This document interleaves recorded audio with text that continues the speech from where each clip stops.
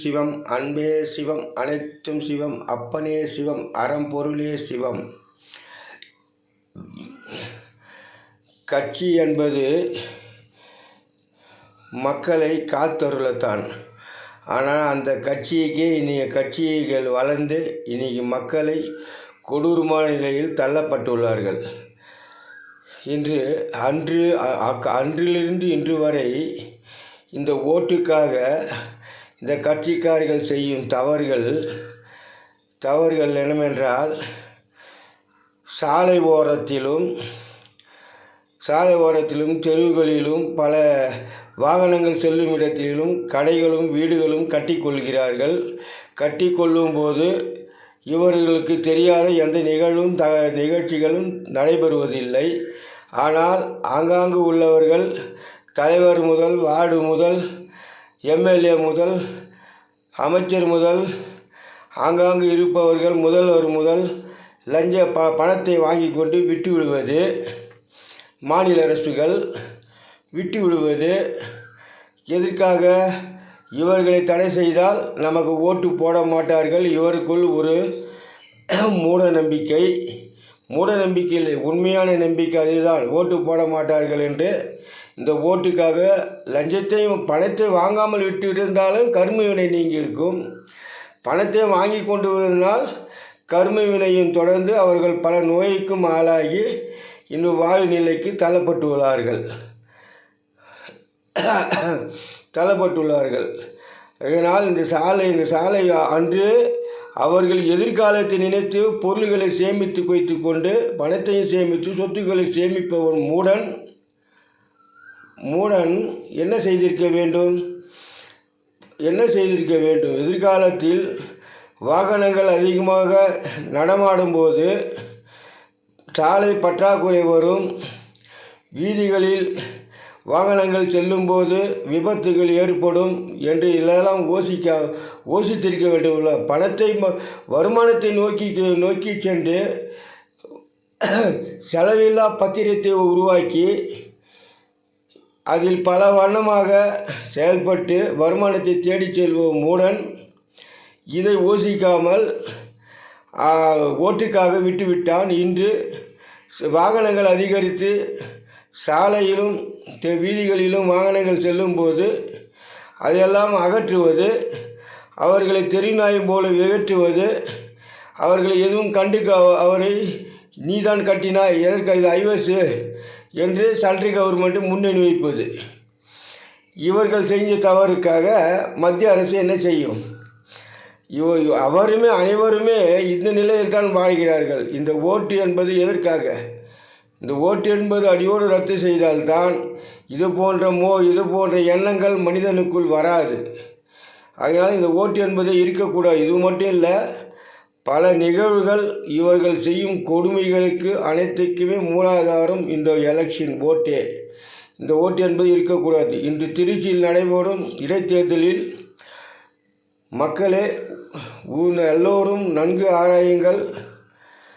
ஓட்டு என்பதை எவரும் அந்த திருச்சியில் போடக்கூடாது. அப்படி ஓட்டு என்று வைத்து அவர்கள் பணத்தை செலவைத்தாலும் அதில் பல வண்ண மக்கள் வாழ்வாதாரம் செயல்பட்டாலும் அது கடைசியில் நீ ஓட்டு போடுவது நோட்டாக்கு போட்டு விடுங்கள். அது பொதுநலமாகும். இறைவன்தான் பொதுநலம், அனைத்து உயிருக்கும் குழந்தைகளானவன், நல்வழிக்கு கொண்டு செல்வான். இனி இந்த அதர்மங்கள் அழித்து நல்வழிக்கு கொண்டு செல்ல அவரால் தான் முடியும். இதை உகுந்து நல்வழி காட்டுங்கள். ஓட்டு என்பது இது இனி யாரும் போடக்கூடாது. இதுக்கு எடுத்துக்காட்டுக்காகத்தான் இப்போ இடைத்தேர்தல் வந்துள்ளது. திருச்சி மாநாட்டில் இந்த ஓட்டை என்பது எவரும் போடாமல், ஓட்டு என்பது சாவடியில் வைத்துவிட்டாலும் செல்பவர்கள் அனைவருமே யாருக்கும் எதுவும் அச்ச தேவையில்லை. அவர் யாரும் ஒன்றும் ஏன் காரணம் ஒன்றும் செய்ய போவதில்லை. காரணம், இறைவன் அவர் உள்மனதில் பயத்தை கொடுத்து தான் இன்றும் அரசியல்வாதிகளை வாழ்ந்து வருகிறார்கள். காரணம், உங்கள் உழைப்பில் தான் அவன் வாழ்கிறான்.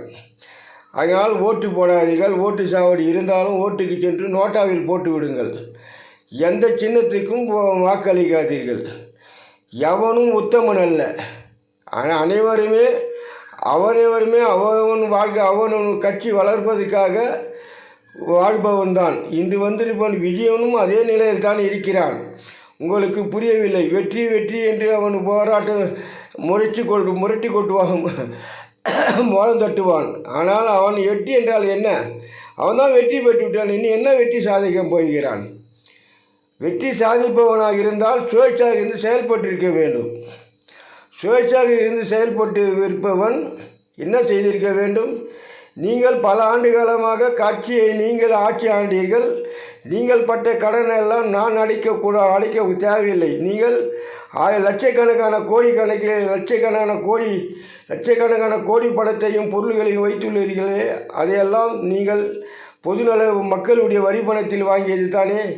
அதை விட்டு நீங்கள் கடனை அடையுங்கள். நான் புதிதாக மக்களுடைய வருமானத்தை கொண்டு அவருக்கு நல் பாதையை வழிகாட்ட நான் இருக்கிறேன்.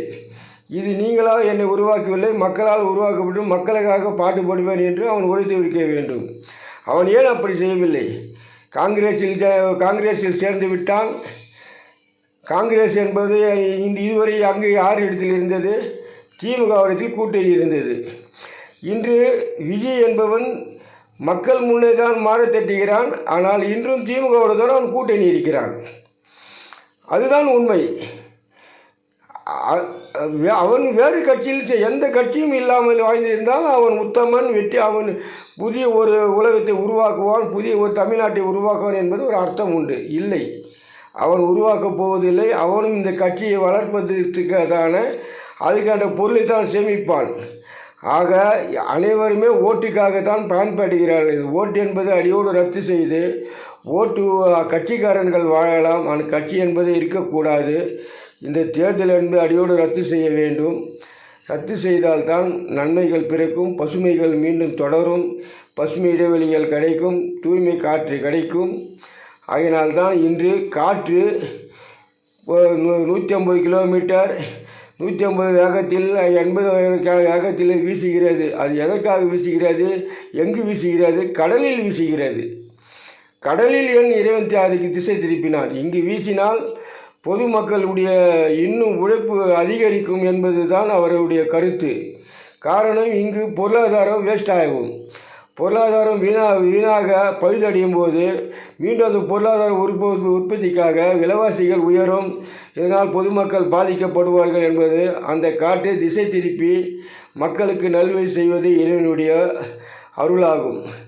ஆகையால் இந்த கட்சியை அடியோடு தடை செய்து கட்சிக்காரர்கள் அனைவரும் வாழலாம். அன்போடு மக்களோடு சேர்ந்து வாழ இதே சிறந்த வழி. அன்பே செய்வோம்.